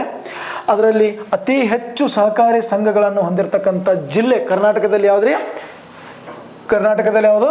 ಈ ಒಂದು ಬೆಳಗಾವಿ ಜಿಲ್ಲೆ. 6,111 ಸಹಕಾರಿ ಸಂಘಗಳಿದ್ದಾವೆ. ಕಡಿಮೆ ಹೊಂದಿರತಕ್ಕಂಥ ಜಿಲ್ಲೆ ಯಾವುದಪ್ಪ ಅಂದರೆ ಕೊಡಗು ಜಿಲ್ಲೆ. ಅಲ್ಲಿ ಎಷ್ಟಿದ್ದಾವೆ? 342 ಸಹಕಾರಿ ಸಂಘಗಳಿದ್ದಾವೆ ಅಂತ ಕರಿತೇವೆ. ಇನ್ನು ನೆಕ್ಸ್ಟ್ ನಾವು ನೋಡೋದಾದರೆ ಇಡೀ ಪ್ರಪಂಚದಲ್ಲಿಯೇ ವಹಿವಾಟು ಅಂದರೆ ಏನ್ರಿ? ಹಣವನ್ನು ಹಾಕ್ತಕ್ಕಂಥದ್ದು ಮತ್ತು ತೆಗೆದುಕೊಳ್ತಕ್ಕಂಥದ್ದು, ಬಂಡವಾಳ ಹೂಡಿಕೆ ಮಾಡ್ತಕ್ಕಂಥದ್ದು, ಅದರ ಒಂದು ವಹಿವಾಟು ಎಷ್ಟಿರ್ತದಲ್ಲ ಅದರ ಆಧಾರದ ಮೇಲೆ, ವಹಿವಾಟಿನ ಆಧಾರದ ಮೇಲೆ ವಿಶ್ವದ ಅತಿ ದೊಡ್ಡ ಸಹಕಾರಿ ಸಂಘ ಯಾವುದು ಅಂತ ಸ್ನೇಹಿತರು ನೀವು ನೋಡಿರ್ತೀರ. ಮನೆಯಲ್ಲಿ ನಿಮ್ಮ ತಂದೆ ರೈತರಾಗಿದ್ದರೆ ಅವ್ರು ಏನು ಮಾಡ್ತಾರೆ? ಗೊಬ್ಬರವನ್ನು ಹೊಲಕ್ಕೆ ಹಾಕ್ತಾ ಇರ್ತಾರೆ. ಆ ಗೊಬ್ಬರದ ಮೇಲೆ ಒಂದು ಸಣ್ಣ ಪಟ್ಟಿಯಲ್ಲಿ ಬರೆದಿರ್ತಾರೆ. ಏನು ಬರೆದಿರ್ತಾರಪ್ಪ ಅಂದರೆ ಇಪ್ಕೋ ಅಂತ ಬರೆದಿರ್ತಾರೆ. IFFCO ಇಪ್ಕೋ ಅಂತ ಬರೆದಿರ್ತಾರೆ. ನೋಡಿ, ನೀವು ರೈತರ ಮಕ್ಕಳಾಗಿದ್ರೆ ನಿಮ್ಮ ಮನೆಯಲ್ಲಿ ನೀವು ನೋಡ್ತಾ ಬಂದರೆ ಇಪ್ಕೋ ಅಂತೇಳಿ ಬರೆದಿರ್ತಾರೆ. ಇಪ್ಕೋ ಅಂದರೆ ಏನಪ್ಪ ಅಂದರೆ Indian farmers fertilisers cooperative. Indian farmers fertiliser cooperative ಅಂತಕ್ಕಂಥದ್ದು ಭಾರತೀಯ ರೈತರ ರಸಗೊಬ್ಬರ ಸಹಕಾರ. ಭಾರತೀಯ ರೈತರ ರಸಗೊಬ್ಬರ ಸಹಕಾರ ಅಂತಕ್ಕಂಥದ್ದನ್ನು ನಾವು ನೋಡ್ತಾ ಬರ್ತೇವೆ. ನೋಡಿ, ಇದು ಯಾವಾಗ ಸ್ಥಾಪನೆ ಆಯ್ತಪ್ಪ ಅಂದರೆ 3 ನವೆಂಬರ್ 1967ರಲ್ಲಿ ಸ್ಥಾಪನೆ ಆಯಿತು. ಇದರ ಕೇಂದ್ರ ಕಚೇರಿ ನ್ಯೂ ಡೆಲ್ಲಿ, ಹೊಸ ದೆಹಲಿ ಅಂತ ಕರಿತಾ ಬರ್ತೀವಿ. ಇದನ್ನು ಯಾರು ಸ್ಥಾಪನೆ ಮಾಡಿದ್ರಪ್ಪ ಅಂದರೆ UN ಜತ್ವಾ. ಯಾಕಂದರೆ ಇಡೀ ವಿಶ್ವದಲ್ಲೇ ದೊಡ್ಡದಾಗಿದ್ದರಿಂದ ಇಡೀ ವಿಶ್ವದಲ್ಲಿ ವಹಿವಾಟಿನಲ್ಲಿ ಇಡೀ ವಿಶ್ವದಲ್ಲೇ ದೊಡ್ಡದಾಗಿದ್ದರಿಂದ ಇದ್ರ ಮೇಲೆ ಕ್ವಶನ್ಗಳನ್ನು ಕೇಳ್ಬೋದು ಸ್ನೇಹಿತರೆ. ಅದಕ್ಕೆ ಇವೆಲ್ಲವನ್ನು ನೆನಪಿಟ್ಕೋಬೇಕು. ಓಕೆನಾ?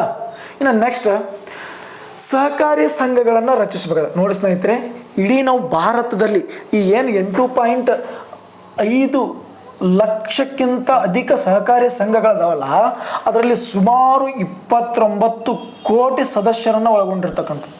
ನೆನಪಿರಲಿಮ್ಮ, 29 ಕೋಟಿ ಸದಸ್ಯರನ್ನು ಈ ಒಂದು 8.5 ಲಕ್ಷದಲ್ಲಿರ್ತಕ್ಕಂಥ ಒಂದು ಸಹಕಾರಿ ಸಂಘಗಳೇ ಅಷ್ಟು ಜನ ಆ ಸಹಕಾರಿ ಸಂಘಗಳ ಮೇಲೆ ಅವಲಂಬಿತರಾಗಿದ್ದಾರೆ ಅಂತಕ್ಕಂಥದ್ದನ್ನು ನಾವು ಅಂಕಿಅಂಶದ ಮೂಲಕ ನೋಡ್ಬೋದು.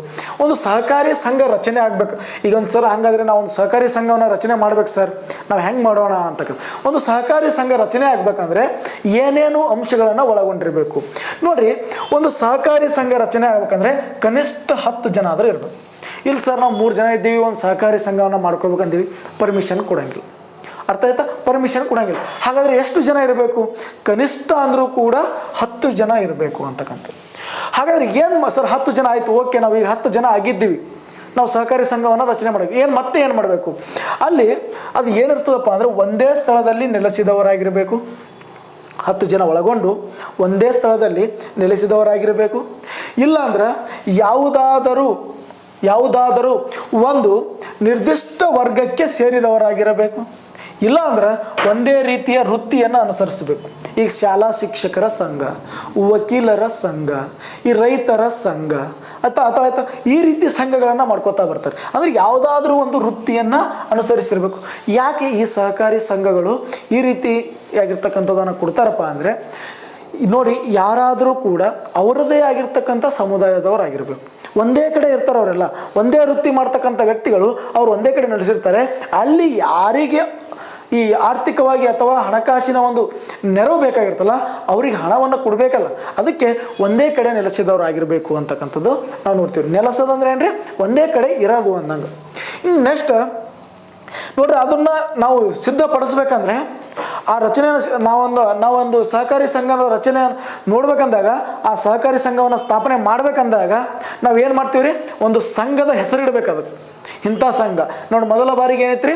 ಕೃಷಿ ಪತ್ತಿನ ಸಹಕಾರಿ ಸಂಘ ಸಿದ್ದಣ್ಣಗೌಡ ಅವರು ಸ್ಥಾಪನೆ ಮಾಡಿರ್ತಕ್ಕಂಥದ್ದು.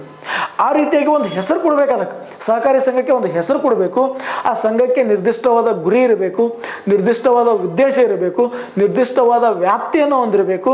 ಆ ಸಂಘದಲ್ಲಿನ ಸದಸ್ಯರು ಎಷ್ಟು ಷೇರುಗಳನ್ನು ಹೊಂದಿರ್ತಾರಲ್ಲ, ಆ ಷೇರುಗಳ ಬಗ್ಗೆ ಮಾಹಿತಿ ಇರಬೇಕು. ಅವಾಗ ಏನು ಮಾಡಬೇಕಪ್ಪ ಅಂದರೆ ಅದನ್ನು ತಗೊಂಡು ಹೋಗಿ ಎಲ್ಲಿ ಹೋಗ್ಬೇಕ್ರಿ? ಜಿಲ್ಲಾ ನೋಂದಣಾಧಿಕಾರಿ ಬಳಿ ಹೋಗ್ಬೇಕು. ಈ ಜಿಲ್ಲೆಯಲ್ಲಿ ಒಬ್ಬರು ಏನಿರ್ತಾರೆ? ಸಹಕಾರಿ ಸಂಘಗಳ ನೋಂದಣಿ ಅಧಿಕಾರಿ ಇರ್ತಾರೆ. ಆ ಅಧಿಕಾರಿಗೆ ಇವೆಲ್ಲ ಡಾಟಾವನ್ನು ಕೊಡ್ಬೇಕು ನಾವು. ಅವ್ರು ಏನು ಮಾಡ್ತಾರೆ? ಕೂಲಂಕುಷವಾಗಿ ಪರಿಶೀಲನೆ ಮಾಡ್ತಾರೆ. ಹೌದು, ಇದು ಏನಪ್ಪ ಅಂದರೆ ಸಹಕಾರಿ ಸಂಘ ನೋಂದಣಿ ಅಧಿಕಾರಿ ಇರ್ತಾರೆ. ಅಲ್ಲಿ ನೋಂದಣಿ ಅಧಿಕಾರಿ ಬಳಿ ಹೋಗಿ ಏನು ಮಾಡ್ಬೇಕ್ರಿ? ನೋಂದಣಿ ಮಾಡಬೇಕು. ನೋಂದಣಿ ಮಾಡಾಗ ನಾವು ಏನು ಮಾಡ್ತಾರೆ? ಅವರು ನಿಮ್ಮ ಸಂಘದ ಹೆಸರು ಏನದ ಬರೆದು ಕೊಡ್ರಿ ಅಂತ ಹೇಳ್ತಾರೆ. ಒಂದು ಫಾರ್ಮ್ಯಾಟ್ ಕೊಟ್ಟಿರ್ತಾರೆ, ಅದರಲ್ಲಿ ಬರಿಬೇಕು. ಏನು ಬರಿಬೇಕು? ಸಂಘದ ಹೆಸರು ಏನದ, ಯಾವ ಜಾಗದಲ್ಲಿ ಆ ಸಂಘವನ್ನು ಸ್ಥಾಪನೆ ಮಾಡ್ಲಾಕತ್ತೀರಿ, ಸಂಘ ಏನ್ರಿ ಆ ಸ್ಥಾಪಿಸುವ ಜಾಗ ವಿಳಾಸ ಬರಿಬೇಕು. ಜೊತೆಗೆ ಆ ಸಂಘದ ಗುರಿಗಳೇನು, ನಿಮ್ಮ ಸಂಘದ ಗುರಿಗಳೇನಾಗಿದ್ದಾವೆ ಆ ಗುರಿಗಳನ್ನು ಬರಿಬೇಕು. ಜೊತೆಗೆ ಅದರ ಉದ್ದೇಶಗಳೇನು, ಯಾವ ಉದ್ದೇಶಕ್ಕಾಗಿ ಈ ಸಂಘವನ್ನು ಸ್ಥಾಪನೆ ಮಾಡ್ತಾ ಇದ್ದೀರಿ, ಜೊತೆಗೆ ಅದರ ಕಾರ್ಯವ್ಯಾಪ್ತಿ ಎಷ್ಟದ, ಅದರಲ್ಲಿ ಷೇರುಗಳು ಅಂತ ಬರ್ತಾವೆ ಸ್ನೇಹಿತರೆ. ಅಲ್ಲಿ ಏನೋ ಸದಸ್ಯರು ಇರ್ತಾರಲ್ಲ, ಎಷ್ಟು ಬಂಡವಾಳ ಹಾಕ್ಕೊಂಡು ಆ ಒಂದು ಸಂಘವನ್ನು ನಡೆಸ್ತಾ ಇರ್ತಾರಲ್ಲ, ಆ ಷೇರುಗಳು ಯಾರ್ಯಾರು ಎಷ್ಟೆಷ್ಟು ಹಣವನ್ನು ಹಾಕ್ಯಾರ ಅದರಲ್ಲಿ ನಮೂದಿಸಬೇಕು ಅಂತಕ್ಕಂಥದ್ದು. ಜೊತೆಗೆ ಹೊಂದಾಣಿಕೆಯ ವಿವರಗಳನ್ನು ಏನು ಮಾಡಬೇಕು ಸ್ನೇಹಿತರೆ? ಅದರಲ್ಲಿ ನಮೂದಿಸಿ ಯಾರಿಗೆ ಕೊಡಬೇಕು? ಈ ಜಿಲ್ಲಾ ಮಟ್ಟದ ಸಹಕಾರಿ ಸಂಘದ ನೋಂದಣಿ ಅಧಿಕಾರಿಗೆ ನೀಡು. ಅವಾಗ ನೋಂದಣಿ ಅಧಿಕಾರಿ ಏನು ಮಾಡ್ತಾರಪ್ಪ ಅಂದರೆ ಕೂಲಂಕುಷವಾಗಿ ಅವುಗಳ ಪರಿಶೀಲನೆ ಮಾಡ್ತಾರೆ. ಪರಿಶೀಲನೆ ಮಾಡಿ ಏನು ಮಾಡ್ತಾರೆ? ಅವುಗಳಿಗೆ ಏನು ಮಾಡ್ತಾರೆ? ಮುಂದೆ ಒಂದು ಸ್ಥಾನಮಾನವನ್ನು ಕೊಡ್ತಾ ಬರ್ತಾರೆ. ನೋಡಿರಿ, ಅಲ್ಲಿ ಕನಿಷ್ಠ ಎಷ್ಟಿರಬೇಕು? 10 ಜನ ಇರ್ಬೋದು, ಗರಿಷ್ಠ ಎಷ್ಟಾಗಬೇಕ್ರಿ? ಎಷ್ಟು ಜನ ಆದರೂ ಇರ್ಬೋದು ಅಂತಕ್ಕಂಥದ್ದು. ಇನ್ನು ನಾವು ಹೇಳಿದ್ದೆ ಆ ಷೇರುಗಳನ್ನು ಹೂಡಿಕೆ ಮಾಡ್ತಾರ ಅಂತೇಳಿ ಒಂದು ಸಲ ಕ್ವಶನ್ ಕೇಳಿದಾನೆ ಸ್ನೇಹಿತರೆ. ಸಹಕಾರಿ ಸಂಘಗಳಲ್ಲಿನ ಸದಸ್ಯರಿಗೆ ಎಷ್ಟು ಕಡಿಮೆ ಇಲ್ಲದಂತೆ ಲಾಭವನ್ನು ಹಂಚಿಕೆ ಮಾಡ್ಬೋದು, ಎಷ್ಟು ಪ್ರತಿಶತ ಕಡಿಮೆ ಇಲ್ಲದಂತೆ ಲಾಭವನ್ನು ಹಂಚಿಕೆ ಮಾಡ್ಬೋದು ಅಂತ ಕ್ವಶನ್ ಕೇಳಿದ್ದಾನೆ. ಎಷ್ಟಪ್ಪ ಅಂದರೆ 6.2% ಕಡಿಮೆ ಇಲ್ಲದಂತೆ ಲಾಭವನ್ನು ಹಂಚಿಕೆ ಮಾಡಬೇಕು. ಕ್ವಶನ್ಗಳನ್ನು ಆಗಿದೆ ಸ್ನೇಹಿತರೆ. ಲಾಭವನ್ನು ಹೂಡಿಕೆಗೆ ಅನುಗುಣವಾಗಿ ಹಂಚಿಕೆ ಮಾಡುತ್ತಾರೆ. ಆದರೆ 25%ಕ್ಕಿಂತ ಕಡಿಮೆ ಇಲ್ಲದಂತೆ. ನೋಡಿ ಸ್ನೇಹಿತರೆ, ಸೂಕ್ಷ್ಮವಾಗಿರ್ತಕ್ಕಂಥ ಕೃಷಿ ನಾವು ನೋಡಿರಲ್ಲ ಅಷ್ಟೊಂದು. 6.25ಕ್ಕಿಂತ ಕಡಿಮೆ ಇಲ್ಲದಂತೆ ಹಂಚಿಕೆ ಮಾಡಬೇಕು. ಜೊತೆಗೆ ಆ ಲಾಭ ಬಂದಿರ್ತದಲ್ಲ, ಆ ಲಾಭದಲ್ಲಿ ಒಂದು ಭಾಗವನ್ನು ಯಾರಿಗೆ ಕೊಡಬೇಕಪ್ಪ ಅಂದರೆ ಸಂಘದ ಸಾಮಾನ್ಯ ನಿಧಿಗೆ ಕೊಡಬೇಕು. ಆ ಲಾಭದಲ್ಲಿ ಒಂದು ಭಾಗವನ್ನು ಯಾರಿಗೆ ಕೊಡ್ತೀವಿ ನಾವು? ಸಂಘದ ಸಾಮಾನ್ಯ ನಿಧಿಗೆ ಕೊಡ್ತಾ ಬರ್ತೀವಿ. ಸಂಘದ ಈ ಒಂದು ಸಾಮಾನ್ಯ ನಿಧಿಗೆ ಏನು ಮಾಡ್ತೀವಿ? ಅದನ್ನು ವರ್ಗಾಯಿಸ್ತಾ ಬರ್ತೀವಿ ಅಂತಕ್ಕಂಥದ್ದು. ಇನ್ನು ನೆಕ್ಸ್ಟ್ ನಾವು ನೋಡೋದಾದರೆ, ಸಂಘವು ಸರ್ಕಾರದ ನಿಯಂತ್ರಣದಲ್ಲಿ ಇರ್ತದೆ. ನಾವೆಲ್ಲಿ ನೋಂದಣಿ ಮಾಡಿರ್ತೀವಿ ರೀ? ಜಿಲ್ಲೆಯ ನೋಂದಣಿ ಅಧಿಕಾರಿ ಹತ್ತಿರ ಆ ಸಂಘವನ್ನು ನೋಂದಣಿ ಮಾಡಿರ್ತೀವಿ. ಆ ಸಂಘವನ್ನು ನೋಂದಣಿ ಮಾಡಿದಾಗ ಎಲ್ಲಿರ್ತದೆ ಅದು? ಆ ಸಂಘವು ಸರ್ಕಾರದ ನಿಯಂತ್ರಣದಲ್ಲಿರ್ತದೆ ಅಂತಕ್ಕಂಥ. ಸಂಘವು ಸರ್ಕಾರದ ನಿಯಂತ್ರಣದಲ್ಲಿರ್ತದೆ. ಇದು ನೆನಪಿಟ್ಕೋಬೇಕು. ಇನ್ನು ನಾವು ನೆಕ್ಸ್ಟ್ ನೋಡೋದಾದರೆ, ಸಹಕಾರಿ ಸಂಘಗಳನ್ನು ಕುರಿತು ನಾವು ನೆಕ್ಸ್ಟ್ ನೋಡೋದಾದರೆ, ಸಹಕಾರಿ ಸಂಘಗಳ ಕಾಯ್ದೆ ಅಂತಕ್ಕಂಥದ್ದು. ಸಹಕಾರಿ ಸಂಘಗಳ ಕಾಯ್ದೆ ಅಂತಕ್ಕಂಥದ್ದು 1959ರಲ್ಲಿ ಭಾರತದಲ್ಲಿ ಸಹಕಾರಿ ಸಂಘಗಳ ಕಾಯ್ದೆ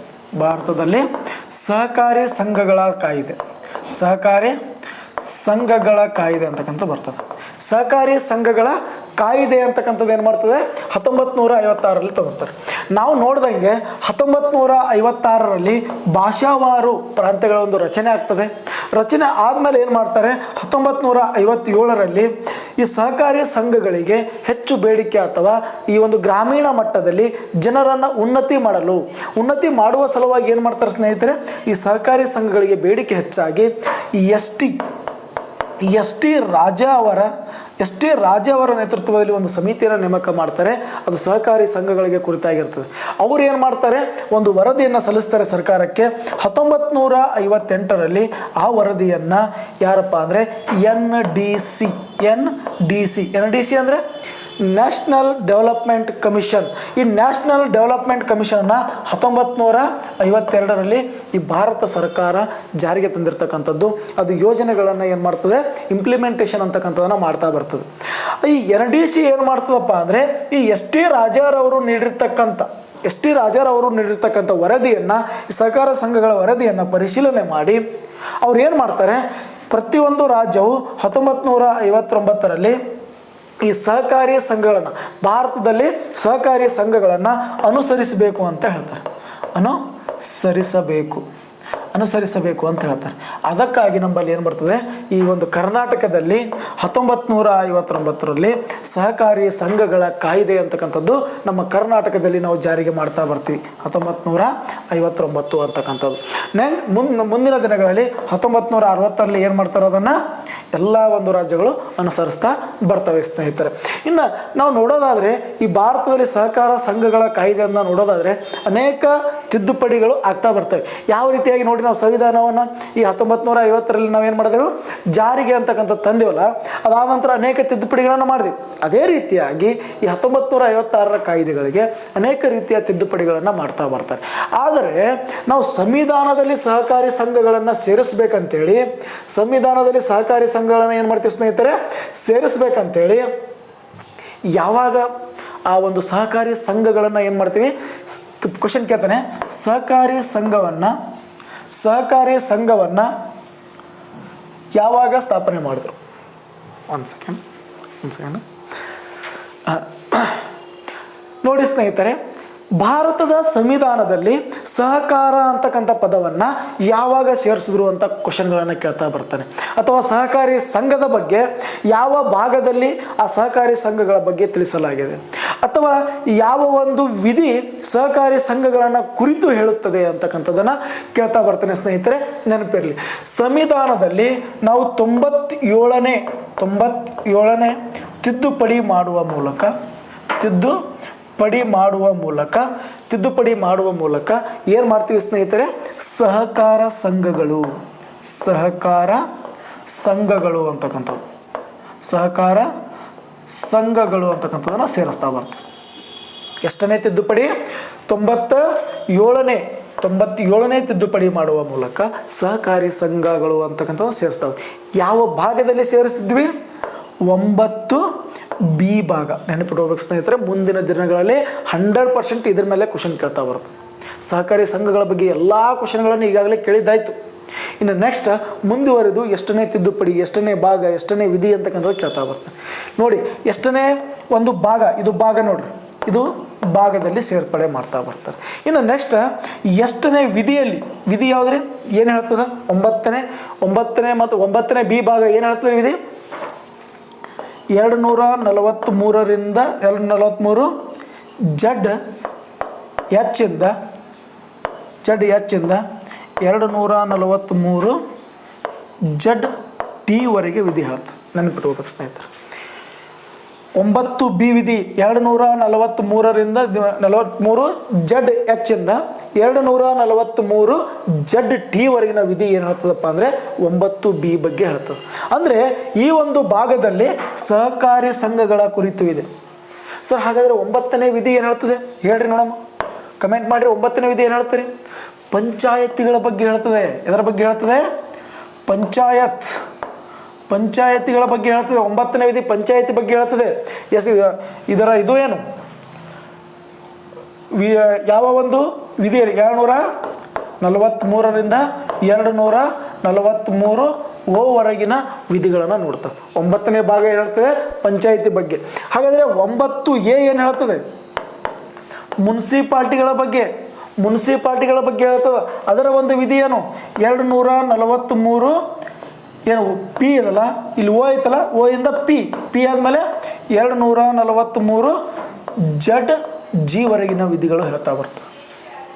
ಹಂಗೆ ಮುಂದುವರೆದು 243 ಬಿ ಅಂತಕ್ಕಂಥದ್ದು. ಇದು ಪೂರ್ತಿ ಕಟ್ ಮಾಡಿರಿ, ಇನ್ನೊಂದ್ಸಲ ಹೇಳ್ತೀನಿ.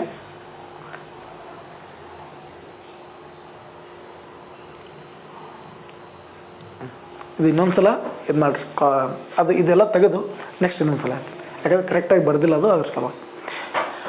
ನೆಕ್ಸ್ಟ್ ನೋಡಿ ಸ್ನೇಹಿತರೆ, ಮುಂದಿನ ಒಂದು ಈಗ ಎಲ್ಲ ಎಕ್ಸಾಮ್ಗಳಲ್ಲಿ ಏನು ಮಾಡಿದ್ದಾನೆ, ಸಹಕಾರಿ ಸಂಘಗಳ ಒಂದು ಕುರಿತು ಎಕ್ಸಾಮ್ಗಳಲ್ಲಿ ಎಲ್ಲ ರೀತಿಯ ಪ್ರಶ್ನೆಗಳನ್ನು ಕೇಳಿದ್ದಾನೆ.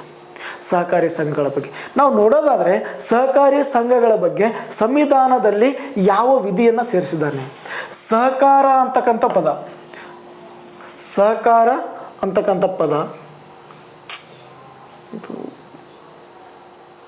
ಓಕೆ, ಸಾರಿ ಸ್ನೇಹಿತರೆ.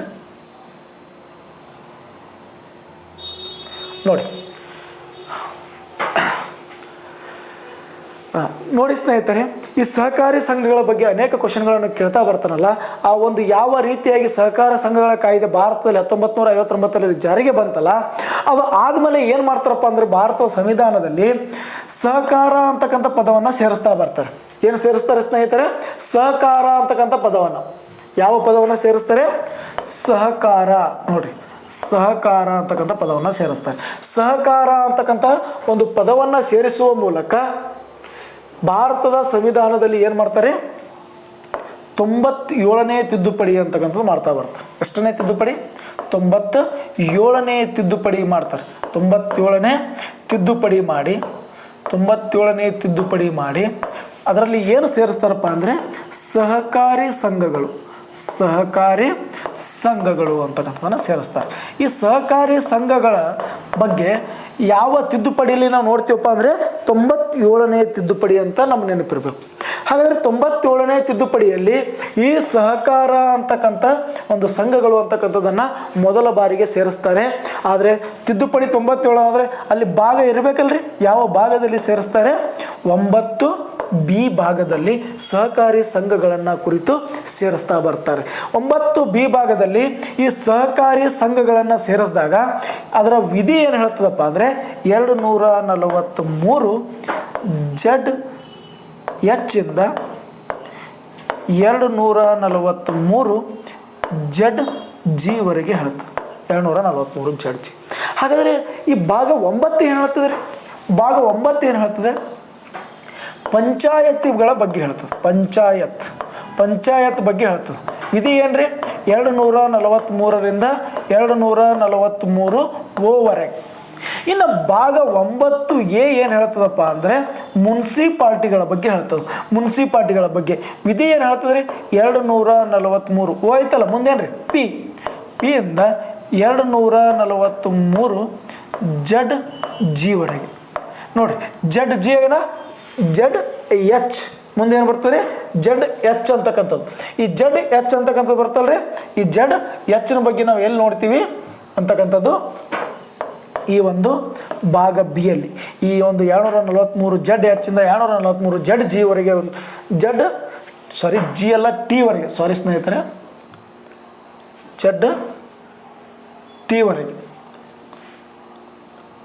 ಜಡ್ ಟಿ ವರೆಗಿನ ವಿಧಿಗಳನ್ನು ನಾವು ಏನು ಮಾಡ್ತೀವಿ ಇಲ್ಲಿ ನೋಡ್ತಾ ಬರ್ತೀವಿ ಭಾಗ 9 ಬಿ ಯಲ್ಲಿ ಅಂತಕ್ಕಂಥದ್ದು. ಇದು ನೆನಪಿಟ್ಕೋಬೇಕಾಗಿರ್ತಕ್ಕಂಥದ್ದು ಸ್ನೇಹಿತರೆ.